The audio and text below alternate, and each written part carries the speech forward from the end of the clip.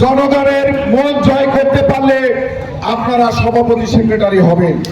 2 বছর পরে যে কমিটি হবে সেই কমিটিতে আপনারা যোগ্যতা প্রমাণ করে সভাপতি সেক্রেটারি হবেন।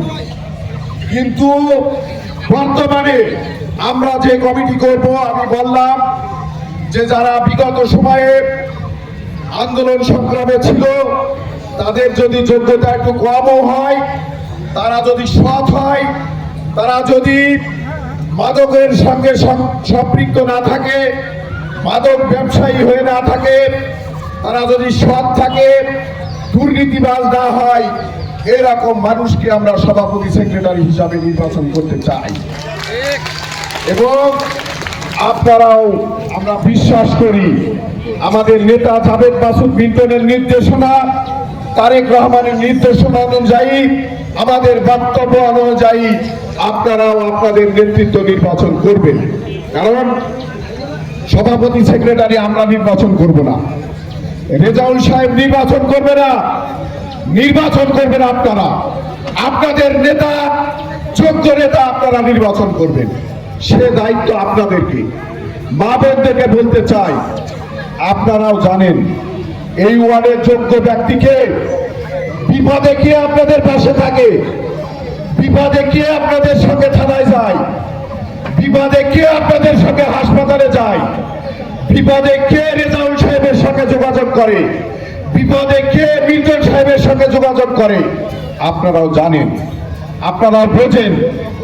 যারা দরিদ্র পরিবারের মানুষ, কারা ভিজিটির জন্য কোন নেতা আপনাদেরকে সহযোগিতা করে, সেই বিষয়টা আপনারা আমাদের চেয়েও ভালো জানেন। আপনাদের কাছে যারা যোগ্য বিবেচিত হবে তাদেরকেই আপনারা সভাপতি সেক্রেটারির সমর্থন দেবেন।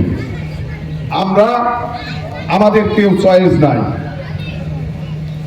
বুঝাতে পেরেছি? আমাদের ব্যক্তিগত কোনো চয়েস নাই, কারণ আমরা তো আজকে কমিটি করে চলে যাব।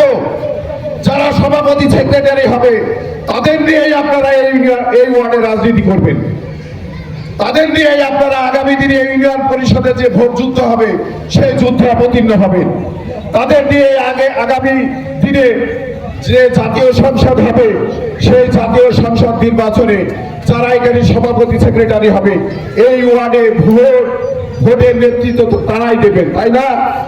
আমি কি ভুল বলছি? আমি ঠিক বলছি।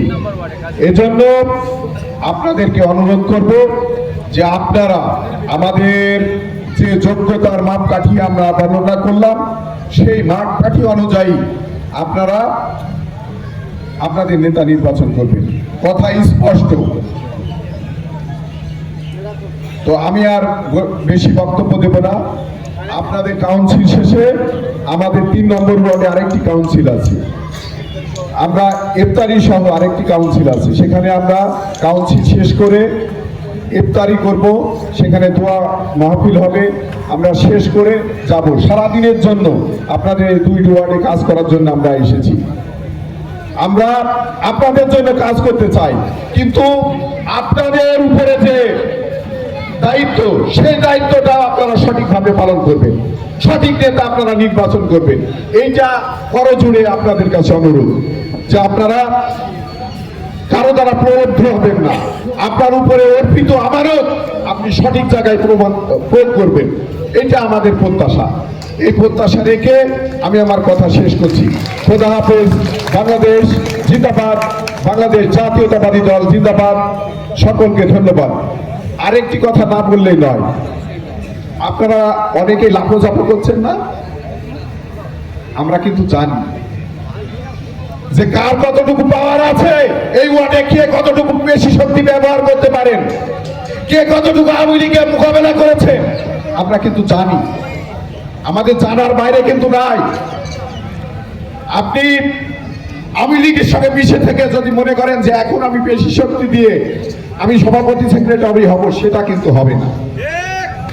এবং আমরা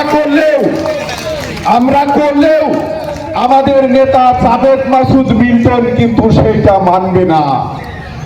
আপনাদের টাকা দিয়ে কিন্তু উনি রাজনীতি করেন না, উনার পকেটের টাকা, উনার কষ্টে অর্জিত টাকা কিন্তু যারা হামলা মামলার শিকার হয়েছিল তাদেরকে মুক্ত করার জন্য কিন্তু উনি খরচ করেছেন, তাই না?